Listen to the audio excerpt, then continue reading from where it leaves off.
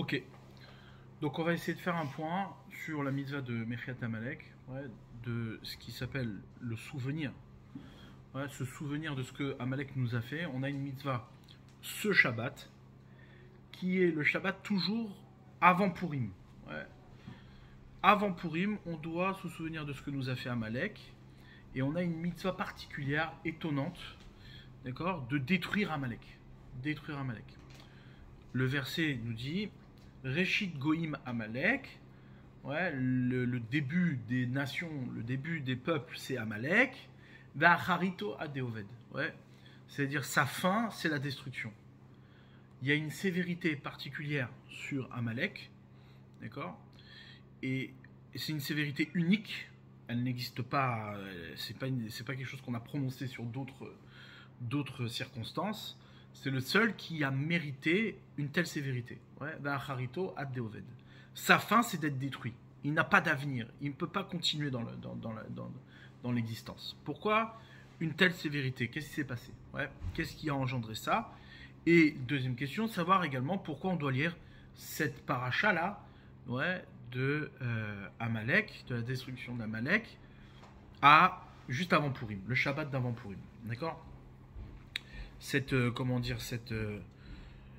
une mitzvah de la Torah, de venir lire le Shabbat avant Purim, cette paracha-là. Ok.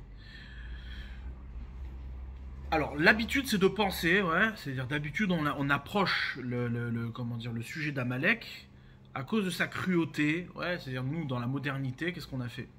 On a associé Amalek, à quoi? À la cruauté, à la haine d'un peuple, à la méchanceté d'un peuple, Or ça peut pas être la raison pour laquelle on doit s'attaquer à Amalek, c'est impossible. Pourquoi? Parce qu'on voit qu'il y a des peuples qui ont été beaucoup plus cruels que Amalek dans leur comportement, et qui pour autant ne méritent pas une telle sévérité. Ils ne méritaient pas une telle sentence. On voit ça, par exemple, en Égypte, Pharaon a été beaucoup plus cruel que Amalek. Beaucoup plus cruel, sans donner de détails, il a été beaucoup plus cruel qu'Amalek. Donc ce n'est pas la cruauté d'Amalek ou la haine de Amalek envers le juif, qui le définit comme étant Amalek et qui lui impose une telle sévérité. D'accord? Donc il faut qu'on comprenne d'où vient cette sévérité. Pourquoi la Torah, elle inflige une telle sévérité à ce peuple-là, à Amalek. C'est très important ce qu'on dit maintenant. Pourquoi? Parce que nous, on a tendance sans arrêt à se dire, oui, Amalek, c'est ceux qui nous font du mal, c'est ça, etc. Et à chaque fois, on associe ça à la cruauté d'un peuple, à la cruauté d'un comportement, d'une civilisation, envers Israël. Ce n'est pas ça, Amalek. Ce n'est pas ça. Donc, qu'est-ce que c'est? Quel est le problème d'Amalek? Pour comprendre l'origine d'Amalek, il y a un Zohar très intéressant qui nous dit la chose suivante. Il nous dit les lettres Amalek sont en vérité les lettres qui se trouvent dans Bilham et Balak. Quand on prend deux personnages, Bilham qui était le prophète des nations, qui a voulu maudire les bénis Israël, et Balak est celui qui a payé Bilham pour pouvoir atteindre Israël et lui faire du mal, d'accord? Quand on associe les lettres Bilham, Balak, ça fait Amalek, Bavel. Amalek, Bavel. Bavel, c'est le pouvoir de Babylone, la royauté de Babylone, et Amalek, c'est le peuple d'Amalek. Amalek n'est pas un peuple qui constitue un exil, qui constitue une royauté. C'est le peuple, qui est dans la haine d'Israël et dans un combat, acharné d'Israël. C'est soit Israël, soit Amalek. Mais ça peut pas être les deux, c'est impossible. Alors que les autres royautés, elles puisent leur force. Les royautés, les exils d'Israël puisent leur force de la royauté d'Israël elle-même. Lorsque Bavel va prendre le royaume, c'est-à-dire va dominer sur le monde, et bien qu'est-ce qu'il va faire? Il va aller attaquer Israël, il va lui prendre sa royauté. C'est ce qu'on appelle l'exil d'Israël.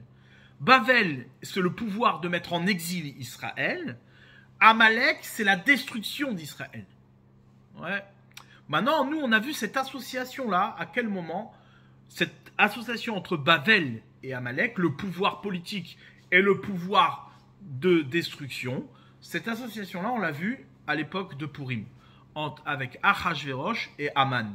Achashverosh, c'était le pouvoir politique, c'était le pouvoir de mettre en exil Israël, de dominer Israël, être la royauté qui remplace Israël. Et de l'autre côté, Haman, qui est le ministre de ce pouvoir, lui, il ne réclame pas le pouvoir en tant que tel, c'est pas lui le représentant du pouvoir, mais c'est lui qui va être la haine d'Israël au sein même du pouvoir des nations, au sein même du pouvoir du royaume des nations. Ok, cette association-là, Bilam Bavel, c'est en vérité Amalek, Bilam Balak, pardon, c'est l'association entre Amalek et Bavel. C'est les mêmes lettres. Donc tout ça pour expliquer quoi? Ça c'est ce que nous dit le Zohar. Tout ça pour expliquer quoi? Quelle est la source? Quelle est l'origine du problème avec Amalek? Encore une fois, si on mesure la haine, c'est-à-dire si la raison pour laquelle on doit détruire Amalek, et se souvenir de ce que nous a fait Amalek chaque année, c'est juste pour sa cruauté et sa haine envers nous, ce n'est pas suffisant. Ce n'est pas suffisant. Pourquoi? Parce qu'on a vu d'autres peuples qui ont été beaucoup plus cruels qu'Amalek. Alors quel est le problème d'Amalek?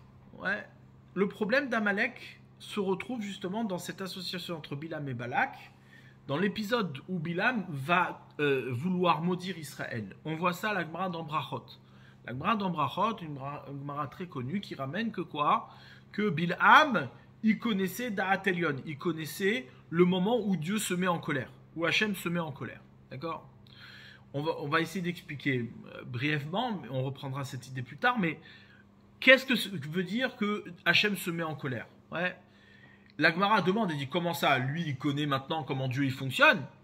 Il connaît pas la sagesse de son ânesse. Il n'arrive pas à connaître les secrets de son ânesse. Il va connaître les secrets de Dieu. Il dit non, c'est qu'il connaissait le moment. Il savait exactement le moment où Hachem se mettait en colère. Et il peut, utiliser ce moment pour détruire le monde. On voit d'ici que Hachem a donné la liberté à l'homme, ce qu'on appelle la brira, le libre arbitre à l'homme. C'est un libre arbitre qui donne la possibilité à l'homme d'aller jusqu'à la destruction du monde. Bilam, s'il voulait, il aurait pu, comme le dit la Gemara elle-même, s'il avait maudit Israël à ce moment-là, si Hachem avait laissé Bilam maudire Israël à ce moment-là, le monde il aurait été détruit. Il aurait pu détruire le monde. Il fait ce qu'il veut. L'homme a un libre arbitre qui est total. D'accord? Hachem laisse faire l'homme. Maintenant, qu'est-ce qui a empêché que Bilam? Mais Hachem il laisse faire l'homme, mais ça veut dire qu'il laisse faire l'homme même avec. C'est-à-dire comme s'il manipulait le divin, quoi. C'est pas une manipulation. Ouais, t'as raison. C'est-à-dire, c'est pas une manipulation, c'est juste qu'il laisse le libre arbitre à l'homme. Toi, tu veux exister, Hachem, il te donne la possibilité d'exister. La seule manière d'exister, c'est de faire ce que Dieu te demande. Maintenant, si tu refuses d'exister, je ne peux pas te forcer à exister. C'est impossible. Donc, le libre arbitre, c'est l'occasion de pouvoir exister justement par ton propre choix. Parce que exister être forcé d'exister, ça s'appelle pas exister. Mais il te laisse le libre arbitre jusqu'à que tu peux arriver même à la destruction du monde. Tu peux faire ce que tu veux. Tu peux faire le pire du pire. Tu es libre sur ton choix. D'accord? On reprendra cette idée. Maintenant, là, ça c'est ce que dit la Gemara. La Gemara, elle dit comment? Elle dit comme ça.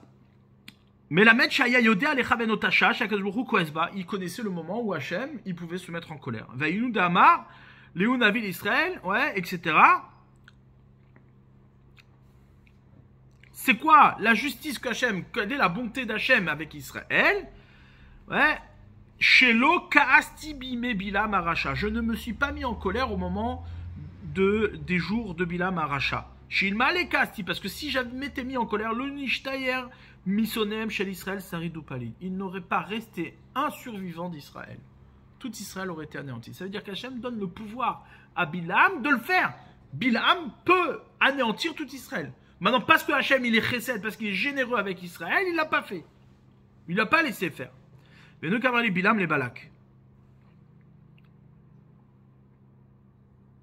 Combien est ce temps de colère? De Kama Zahamo, Rega, c'est un instant. Rega, Kama Rega, etc., etc. C'est-à-dire, le temps de colère est Rega. Nos sages nous disent Rega, ça s'écrit Resh Gimel Aïn, Réga, l'instant de colère d'Akadosh Baruch Hu, c'est Reshit Goïm Amalek. Ouais, c'est les lettres Resh Gimel Aïn, Reshit Goïm Amalek.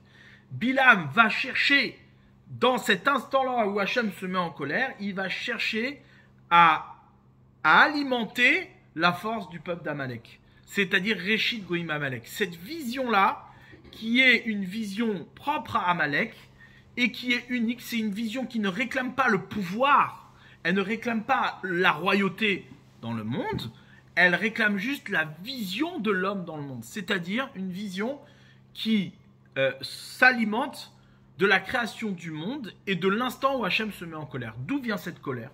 D'où Hachem se met en colère? C'est marqué. Ouais.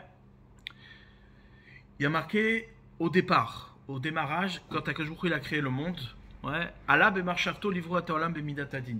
Il a voulu créer le monde avec la vertu de rigueur. C'est-à-dire que l'outil de la création du monde, c'est la rigueur, c'est le din. C'est quoi le din, la rigueur? Ouais, le din, c'est la justice. C'est que l'homme et l'existence est juste. Ouais, c'est quelque chose qui est justice. C'est pas quelque chose qui est comment dire, qui doit être simplement alimenté sur le, comment dire, la générosité d'Akadosh Baruch Hu. L'homme aussi doit mériter son existence. Ça, c'est ce qu'on appelle din. Allah bemarchato livro et olam bemidatadin. Il lui est monté à son esprit de créer le monde bemidatadin par la vertu de rigueur. Seulement, il a vu que quoi? Que en haolam mitkayem, le monde, il peut pas durer. Il peut pas exister sous une telle rigueur. D'accord? L'homme est incapable de justifier son existence. Qu'est-ce qu'il fait? Shitef imo midata rachamim. Il a associé avec lui la vertu de miséricorde. C'est quoi la miséricorde? C'est la Torah. Par le biais de la Torah, on peut arriver à justifier son existence. En dehors de la Torah, tu ne peux pas arriver à justifier son existence. Mais qu'est-ce qu'il fait Bilam? Qu'est-ce que fait Amalek? Amalek, il vient dire Acharito Adeoved. Le début, c'est Amalek, et la fin, c'est la destruction du monde. C'est-à-dire qu'il n'y a pas d'avenir à l'humanité. Ouais. Le seul avenir à l'humanité, c'est quoi? C'est de donner à l'homme son indépendance. Dieu, il vient, il dit non, l'homme, il peut pas vivre tout seul, il a besoin de moi, il a besoin de la Torah, il a besoin d'enseignement pour exister, c'est la miséricorde. Ouais.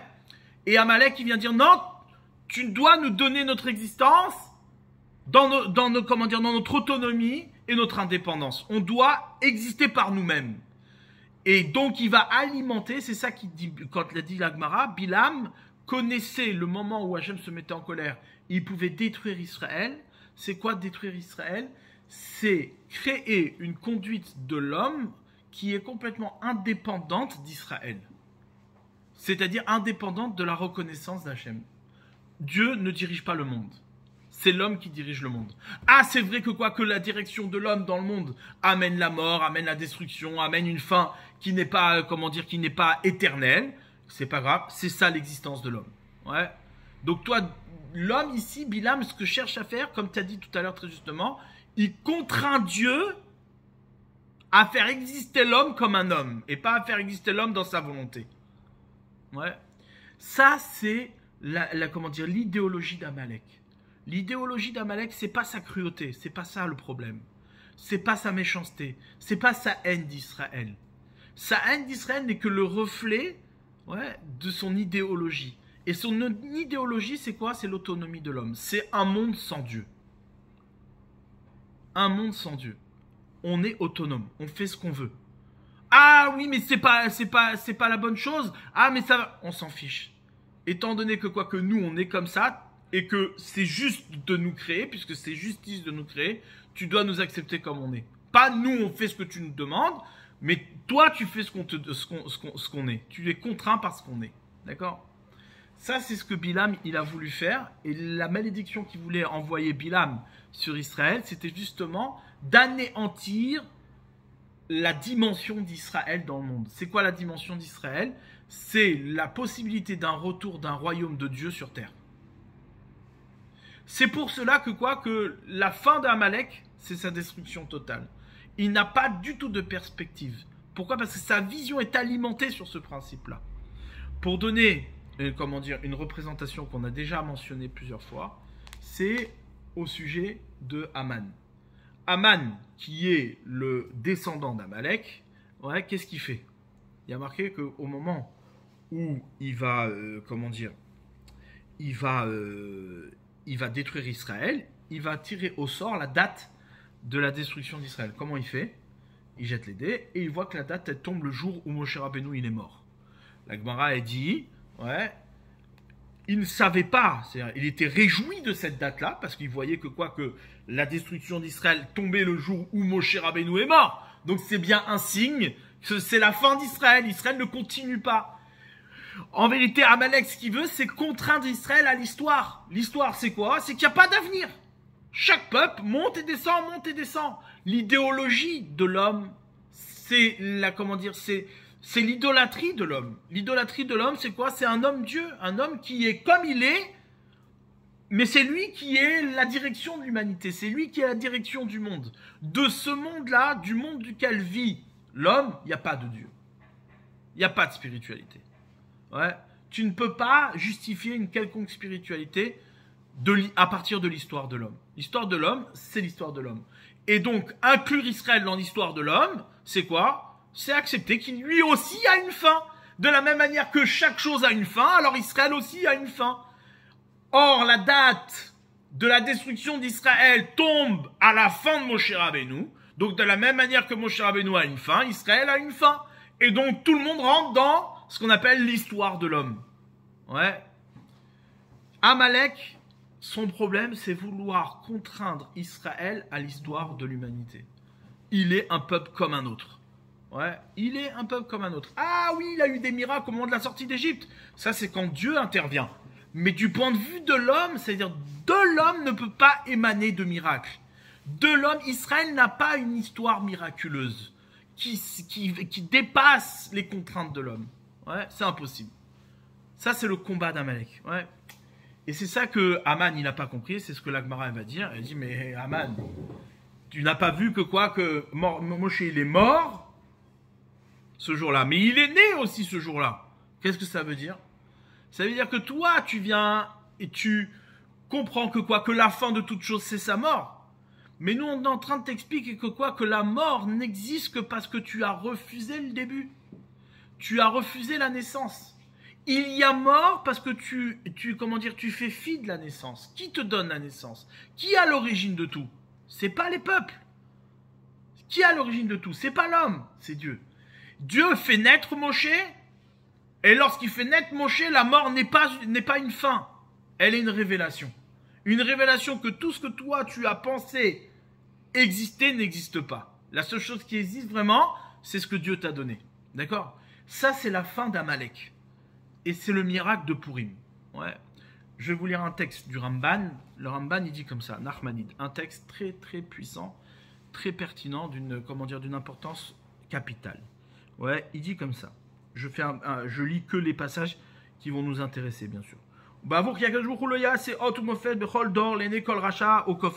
Hachem, quand il a fait sortir les béné Israël d'Égypte, ouais, il leur a fait des miracles. Il a fait des miracles, il a fait des choses extraordinaires qui dépassent l'homme. Ouais. Amalek, quand il a vu ça, il a dit, oh Dieu, ça c'est toi. Mais Israël, le peuple d'Israël, l'homme ne peut pas porter cette dimension-là. C'est pour ça qu'il s'est attaqué à Israël en sortant d'Égypte. Il n'a pas peur de ça. Parce que lui, il est convaincu que Dieu c'est Dieu, mais l'homme c'est l'homme. Et il n'y a pas chez l'homme une dimension divine. Ouais, il refuse cette présence-là. Et maintenant que Akadosh Baruch Hu, étant donné qu'il ne va pas faire des miracles pour les Rechaïm à chaque génération, alors qu'est-ce qu'on va faire? On va faire toujours des souvenirs de tout ce que nos yeux ont vu. Et parmi ces souvenirs-là, il y a aussi le souvenir de Amalek. Zahor et Asher Asa Lecha Amalek. Souviens-toi de ce que Amalek t'a fait. Menati Kadabar Albaninu, et on va faire passer ça à nos enfants, à nos petits-enfants, et ainsi de suite, à chaque génération. Et il y a eu quelque chose d'une gravité. Hachem a insisté de manière très importante sur ce point-là. Ouais, à travers toutes les mitzvot qu'on a en souvenir de la sortie d'Égypte, etc. Il dit, et Hachem, il ne va pas faire des miracles maintenant chaque génération. Pourquoi? Umina nissim agedolim ameforsamim adam modé benissim anistarim. Ouais, l'homme, à partir des grands miracles que Hachem nous a révélés, connus de tous, modé benissim anistarim, l'homme doit reconnaître qu'il y a des miracles cachés. Shem yesod à Torah kula. Et ces miracles cachés, ces miracles, qui sont camouflés, font partie des fondements même de la Torah. Shen la Adam chelek betorat Moshe Rabbeinu, écoutez bien ce qu'il dit là. L'homme ne peut pas avoir de part dans la Torah de Moshe Rabbeinu, ad shenamin, tant qu'il n'a pas foi, bechol devarenu mikrenu, qu'à chaque pas que l'on fait, à chaque histoire qui nous arrive, chez kulam nissim, que toutes sont des nissim, sont des miracles. En ba'en teva o minago shel olam. Il n'y a pas, dans l'histoire d'Israël et dans l'histoire des peuples, il n'y a pas de nature. La nature n'existe pas. Et l'histoire naturelle de l'homme n'existe pas. Ouais, le Israël est Israël et il appartient à la Torah. Regardez bien ce qu'il dit, c'est terrible. Chez En le Adam Helek Batorat Moshe Rabbeinu, un homme n'a pas de part dans la Torah de Moshe Rabbeinu. Achinamin Bechol Devarenu Mikrenu, jusqu'à qu'il ait foi que chaque pas qu'il fait, chaque histoire qui lui arrive, chaque chose qui se passe dans ce monde, chez Kulam Nissim En Baen Minago Shalolam, En Baen Teva ou Minago Shalolam, qu'il n'y a pas une seule chose dans ce monde qui est naturelle. Ça, c'est Israël. C'est là-dessus qu'Amalek il vient attaquer. Amalek il dit quoi? L'homme lui-même porte cette dimension-là. Que chaque chose, la nature serait en vérité ce qui cache, ce qui cache le miracle. Ça n'existe pas. Il n'y a pas de miracle. Ouais. Ça, c'est le conflit qui existe entre Amalek et Israël. Et il est évident que en vérité, ce que nous cherchons à faire en voulant détruire Amalek, c'est pas simplement de détruire quelque chose qui est extérieur à nous. Ouais. C'est évident que le sujet, c'est de chasser Amalek de nous. Que la pertinence d'Amalek disparaît. Le monde dans lequel on vit est un monde où Amalek a pu se rendre pertinent. Comme Aman il se rend pertinent auprès de Achashverosh. Ouais, il va voir Achashverosh, il dit j'ai un peuple ici qu'il faut détruire. Pourquoi il faut le détruire? Parce qu'il fait partie de l'histoire de tous les peuples. Et ce peuple-là nous dérange dans notre évolution historique. Ouais. Amalek a su faire entendre ça, c'est-à-dire l'idéologie de l'homme aujourd'hui, ouais, et ça c'est quelque chose qui est présent pas simplement chez les autres, mais chez nous, ouais, chez le juif, chez nous qui étudions la Torah, c'est-à-dire avoir cette idéologie-là que le monde n'est pas miraculeux, que les choses ne sont pas miraculeuses. Chaque chose qui se passe dans ce monde, nous dit le Ramban, c'est quoi? C'est un miracle caché. Toi, tu vois de la nature. En vérité, derrière cette nature, il y a un miracle. Ouais. Ça, c'est ce que dit le Ramban. Ouais. Et donc, je termine avec cette idée-là. C'est justement l'idée de la Megillah. Il y a marqué, dans la Gematria, il y a une allusion qui nous dit que Bavel Amalek, Bavel Amalek, cette association-là de Babylone avec Amalek, c'est la même Gematria que Mordechai. Ouais, Mordechai. Mordechai, c'est la même gematria, la même valeur numérique que Bavel Amalek. Ouais. Mordechai est celui qui vient repousser cette association, il vient détruire cette association, il vient séparer Bavel d'Amalek. C'est quoi séparer? C'est pas qu'il vient détruire Bavel et Amalek, c'est qu'il a réussi par le biais d'Esther à Malka. Ou Esther, en vérité, comme son nom l'indique, Esther, c'est quoi? C'est ce qui est caché. Ouais. Par le biais de Esther, il vient révéler ce qui se cachait derrière Esther. C'est-à-dire cette séparation entre Achashverosh et Haman. Mordechai est celui qui a réussi à séparer Achashverosh de Amalek. Ouais. Bavel, Amalek, séparation. Ouais. Il a ce pouvoir-là, c'est-à-dire le pouvoir du juif par le biais de l'étude de la Torah, mais pas n'importe quelle étude de la Torah. L'étude de la Torah qui émane de l'homme lui-même. Pas, comme c'est marqué la Gemara dans Shabbat et Ramen, qu'à l'époque de Purim, ils ont reçu la Torah à nouveau. Adar Kibloua Bimé Achashverosh. Ils sont revenus, ils ont reçu la Torah par amour à l'époque d'Achashverosh. Au Sinaï, ils ont été forcés. À Esther, à Malka, ils ont reçu. Ils ont reçu Megillat Esther. Il y a une dimension de Torah ici, d'accord, qui relève non pas de elle ne s'appuie pas sur la révélation des miracles en Égypte, elle ne s'appuie pas sur la dimension miraculeuse évidente d'Égypte, mais elle s'appuie sur le miracle caché de l'histoire. Étudier la Torah, accepter la Torah à partir de l'homme. Ça, c'est le combat et c'est ce qui est indispensable à faire avant Purim. C'est pour ça qu'on a la mitzvah de se souvenir d'Amalek le Shabbat juste avant Purim. Parce que tu ne peux pas rentrer dans Purim si tu n'as pas réglé tes comptes avec Amalek. Ouais. Tu ne peux pas accéder à la Torah de Purim, qui est une Torah qui émane de l'homme lui-même et qui témoigne du miracle de l'homme et d'Israël. Tu ne peux pas le faire. Tu ne recevras pas la Torah à Purim si tu n'as pas réglé tes comptes avec Amalek. Régler ses comptes avec Amalek, encore une fois, et ça c'est terrible. Nous, dans la modernité, on nous a fait croire que Amalek, c'était juste un ennemi. C'est juste un méchant. Quelqu'un qui nous aime pas. Ouais. On a défini l'antisémitisme à travers Amalek. Comme si le problème d'Amalek, c'était qu'on nous aimait pas. C'est pas vrai, c'est faux, c'est complètement faux. C'est pas d'avoir des ennemis qui est le problème. Le problème d'Amalek, c'est qu'il est ennemi de Dieu. C'est qu'il veut pas de Dieu sur terre. Il veut pas d'un royaume divin. Il veut pas de la Torah dans le monde. Il s'oppose à Israël pour ça. Ouais. Ça veut dire que au niveau d'Amalek, son idéologie elle est plus grave que sa cruauté en. Exactement. Sa cruauté, tous les peuples sont cruels quand ils ont des intérêts à l'être. Achashverosh peut être cruel. Il a vendu Israël à comment dire, il est pas mieux que Haman dans sa cruauté. Comment tu peux être aussi mauvais que ça? Pharaon a été cruel, beaucoup plus cruel que Amalek. Ouais. Jusqu'à aller prendre des enfants et les mettre dans des briques pour faire des pyramides. Nous dit le Midrash. Il n'y a pas plus cruel que ça. Le problème d'Amalek, c'est pas sa cruauté. C'est pas le fait qu'il y a un ennemi qui nous a fait du mal. C'est pas ça le problème d'Amalek. Le problème d'Amalek, c'est que c'est un ennemi de Dieu.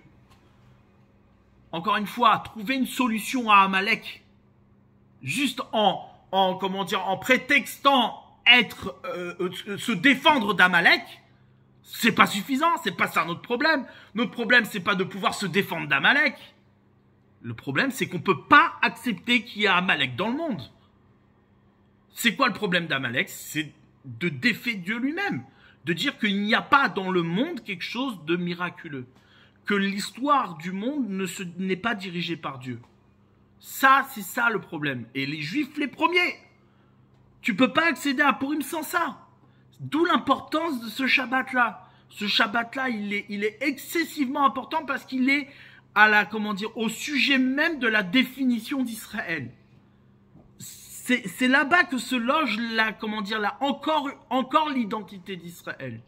Comme il le dit le Ramban, tu n'as pas de part dans la Torah de Moshe Rabbeinu. Ça veut dire quoi ne pas avoir part de Torah dans le Moshe Rabbeinu? Ça veut dire que t'es pas Israël. T'es pas un juif. T'es pas un juif. Un juif, c'est celui qui est soucieux que Hachem dirige le monde. C'est pas un problème de pouvoir et de politique. Israël ne réclame pas un royaume pour être comme les autres royaumes. Israël, son problème, c'est Amalek. Mais parfois, quand Israël est sorti d'Égypte, c'était révélé à ce moment-là que c'était un miracle, que c'était Dieu qui dirigeait le monde et que. Oui, mais c'est Dieu qui a fait le travail. Le propre même de Purim, c'est quoi? C'est qu'il n'y a pas eu de miracle. Personne ne voit un miracle, c'est quelque chose de naturel qui s'est passé là-bas. Aman, il est là, il s'est retrouvé devant Esther Amalka qui ne savait pas qu'elle était juive, elle avait caché son judaïsme, il se trouve qu'elle est la reine du roi, et au final, Aman y tombe et il est pendu sur la même potence sur laquelle il voulait pendre Mordechai, et la date à laquelle il avait choisi pour anéantir les juifs, c'est une date qui a été un moment de vengeance et de destruction du projet d'Aman. C'est naturel, il n'y a pas de miracle ici. Ça veut dire quoi? Ça veut dire que de la même où l'homme fait son histoire, il y a le miracle d'Israël. C'est ça le sujet. Et c'est ça la Torah. C'est-à-dire, Hachem, il ne va pas venir chaque génération et te donner la Torah de manière miraculeuse. Il te la donne de manière cachée. Megillat Esther. Ouais, Megillat Esther. C'est quoi Megillat Esther? C'est la révélation de ce qui est caché. C'est la révélation d'une Torah qui est cachée. C'est quoi une Torah qui est cachée? C'est que même lorsque tu es dans un monde où la Torah n'est pas révélée du Sinaï, tu vois encore le Sinaï. Ça, c'est l'exigence d'Israël. Israël n'a pas le droit de dire, oui, ça c'était à l'époque d'Égypte. Bon, Hachem, il a révélé la Torah, comme tout d'ailleurs, c'est le discours de toutes les autres religions. De dire oui, Dieu il a donné la Torah, mais après il s'est barré, il a dit bon, Israël il n'est pas capable, voilà. Et on passe à autre chose. L'homme il n'est pas capable, on passe à autre chose. C'est impossible de dire une chose pareille. Pourquoi? Parce que le miracle est caché. Le miracle, comment dire, le miracle, il est là. Bon, on va pas à chaque fois faire un miracle. La dimension de l'homme est miraculeuse. Mais donc, Amalek était obligé de reconnaître qu'au moment où ils sortent d'Égypte et qu'ils seront attaqués les bénis d'Israël, Amalek à ce moment-là, il est obligé de reconnaître. Ah, il reconnaît complètement. Et il est d'accord avec ça. C'est ça le problème d'Amalek. C'est quoi? C'est que personne ne voulait s'attaquer à Israël parce que c'est impossible. Il y a Dieu, il est là, il a révélé tout ça à tout le monde. Tout le monde a vu. Ouais. Seulement, lui, il l'a dit malgré ça, j'y vais. Pourquoi? Parce que sa conviction est que Dieu ne peut pas habiter le monde. Il est intervenu une fois par caprice parce qu'il a voulu se révéler, mais l'association d'Hachem avec l'homme n'est pas possible. C'est pour ça qu'il a attaqué Israël en tant qu'homme. Mais le pire dans ça, c'est que ça a marché. Enfin, parce qu'il a pu les attaquer. Le pire dans ça, c'est que ça a marché. Ça a marché d'une certaine manière. Pourquoi? Parce que Israël lui-même a un problème de Emouna. Tu vois bien, quand Moshe Rabbeinu il lève les mains, ouais, ça marche. Quand Moshe Rabbeinu il baisse les mains, eh ben c'est Amalek qui prend le dessus. Tout le problème est un problème de Emouna. Le problème d'Amalek, c'est pas le fait qu'il existe. Le problème d'Amalek, c'est qu'il existe en nous. Il est chez nous. En s'attaquant aux faiblesses de la Emouna, il fait gagner son idéologie. Voilà. Et son idéologie, c'est exactement cette idéologie-là, que même si Dieu peut intervenir, il reste Dieu. Rien dans ce monde-là ne peut être pénétré de la présence divine. C'est impossible. Alors que Israël, c'est tout ça. C'est pour ça que Amalek, par essence, il veut détruire Israël. Non pas parce qu'il déteste Israël, mais parce que c'est celui qui incarne la présence divine dans le monde. Et ça peut pas. C'est impossible. L'histoire doit amener à la destruction d'Israël pour Amalek. L'histoire elle-même. D'ailleurs, tu regardes... alors, je ne sais pas si c'était Amalek, mais bon, beaucoup le disent, je ne sais pas. Mais en tout cas, dans l'idéologie, c'est intéressant de voir que Hitler, il marchait mot, ouais, qu'est-ce qu'il a fait? Son idéologie, c'était d'expliquer que l'histoire ne peut pas supporter le juif. L'histoire! C'est pas un problème du juif, c'est un problème que l'histoire elle-même ne peut pas supporter le juif. La perspective d'un royaume de l'homme ne peut pas accepter et supporter le juif. Ça, c'est typiquement amaleki. C'est pas la haine du juif qui pose problème. Ouais, l'autre, ils vont te dire oui, mais le pauvre, il a été frustré parce qu'il a perdu aux Beaux-Arts et au machin. Ouais, c'est des conneries. Il faut arrêter les bêtises. Un type, il se met pas à tuer 6 millions de personnes et vouloir anéantir tout un peuple juste parce qu'il a été frustré aux Beaux-Arts. Il faut arrêter les bêtises. Ouais. Le problème est beaucoup plus profond. Et comment dire? Et l'idéologie de Amalek, c'est justement de prétexter que Israël ne peut pas exister dans le monde. Parce que sinon, c'est l'opposition à l'histoire même des nations. Et ça, c'est pas possible. L'histoire des nations n'accepte pas que Dieu dirige le monde. Dieu n'est pas dans le monde. L'homme est autonome de Dieu. Ouais. C'est ça le problème d'Amalek. D'où l'importance capitale de lire cette paracha-là. C'est une mitzvah qui est d'une extrême importance. Une extrême importance, ouais. Parce que tu peux pas accéder à Purim sans ça. T'as pas accès à Purim sans ça. Comment tu peux accéder à Purim? Ouais. Tov, Hazak. Bon, ça a été plus long que prévu, mais...